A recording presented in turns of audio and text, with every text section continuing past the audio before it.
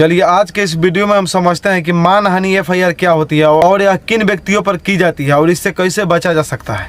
सबसे पहले हम जान लेते हैं कि मानहानि आखिर होती क्या है। तो मानहानि देखिए, कोई भी ऐसी बात जिससे किसी व्यक्ति के भावना या इज्जत पर ठेस पहुंचती है उसे मानहानि कहा जाता है और वह व्यक्ति मानहानि की केस आपके ऊपर कर सकता है। देखिए, मानहानि जो होती है वो दो प्रकार की होती है, एक में लिखित मानहानि और दो में मौखिक मानहानि।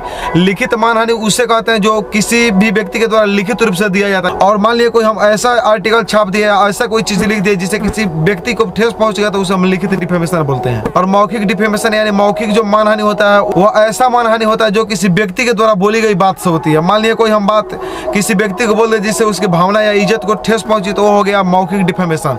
जैसे मान लिया कि सपोज कोई व्यक्ति और नरेंद्र मोदी गरिया दिया तो वो हो गया मानहानि और वो हो गया मौखिक डिफेमेशन के अंतर्गत आ गया, यानी कि मौखिक मानहानि केस के ऊपर आ जाता है। हाल ही में अभी फंस चुके हैं कांग्रेस के अध्यक्ष राहुल गांधी, अरविंद केजरीवाल और हमारे नरेंद्र मोदी जी इसी मौखिक डिफेमेशन के तहत। अब जानते हैं कैसे और इसमें कौन सी धारा लगाई जाती है और इसमें कितने साल की जेल हो सकती है। मान लिए कि आप अपने ऊपर मानहानि का केस करवाना चाहते हैं तो आपको क्या करना चाहिए।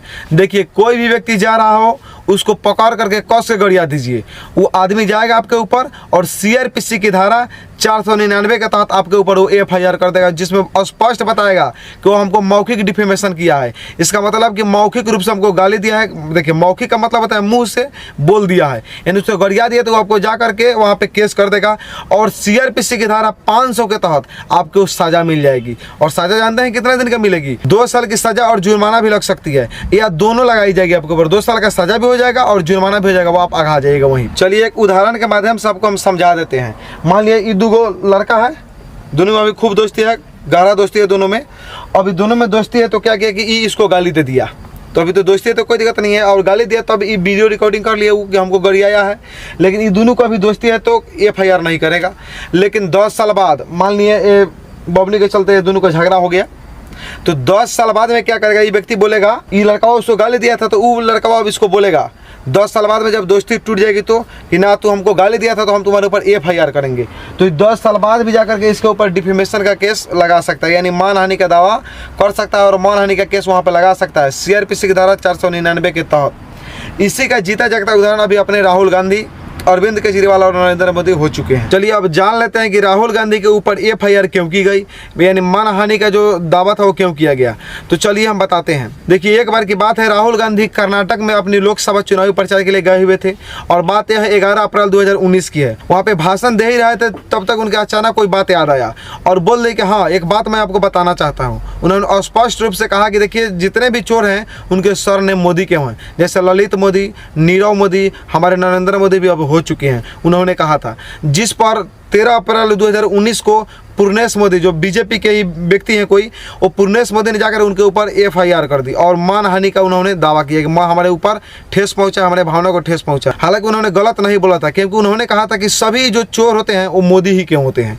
उन्होंने तो ये नहीं कहा था कि सभी मोदी चोर हैं, उन्होंने तो स्पष्ट रूप से कहा था कि सभी जो चोर हैं वो मोदी ही होते हैं। ठीक है, उनके ऊपर जो है गलत तरीके से उनको फंसाया गया यहाँ पे, क्योंकि वो यदि स्पष्ट बोले रहते कि सभी जो मोदी है वो चोर हैं तो इसमें मोदी समाज को बुरा लगता। लेकिन इसमें मोदी समाज को कोई बुरा नहीं लगा और नीरव मोदी, न ललित मोदी और नरेंद्र मोदी को बुरा नहीं लगा।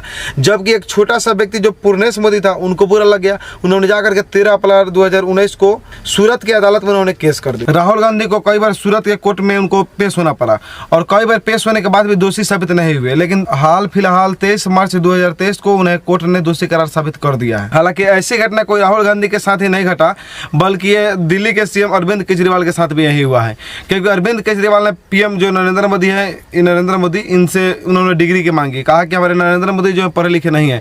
हालांकि साफ साफ नरेंद्र मोदी भी एक 2002 के आसपास में भाषण दिए थे, उसमें स्पष्ट रूप से कहे थे कि हम हाई स्कूल तक लास्ट पढ़े लिखे हैं। इसका मतलब साफ साफ होता है कि हाई स्कूल तक होंगे तो 10th होंगे या 12th होंगे, उससे ज़्यादा तो हाई स्कूल में डिग्री दी नहीं जाती है। उसके बाद भी एक जगह अपना बयान दिया था, उस समय भी कहे हुए थे कि हाँ, हम ज़्यादा पढ़े लिखे नहीं हैं, हम कोई ज़्यादा शिक्षित व्यक्ति नहीं है।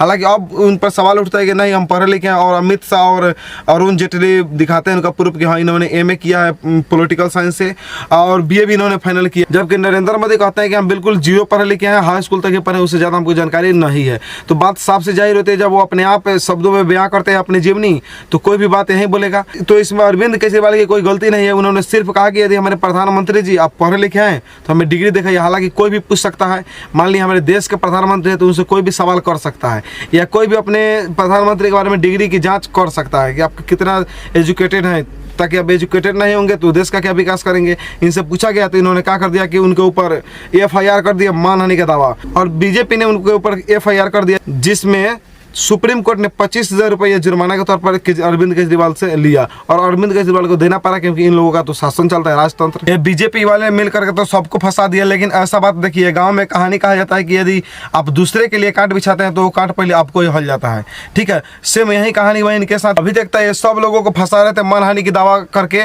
लेकिन अब मोदी भी बिल्कुल बुरी तरह से फंस चुके हैं मानहानि के केस में, क्योंकि इनके ऊपर कांग्रेस के एक सांसद ने, जिनका नाम है रेणुका चौधरी, उन्होंने एफआईआर कर दिया है और उन्होंने साफ साफ अपने शब्दों में बयां कर दिया। एक समय की बात है, नरेंद्र मोदी और रेणुका चौधरी और तमाम लोगों ने लोकसभा में उनका बैठक था, तो संसद में ही कोई बात ऐसा आ गया जिससे रेणुका चौधरी हंसने लगी।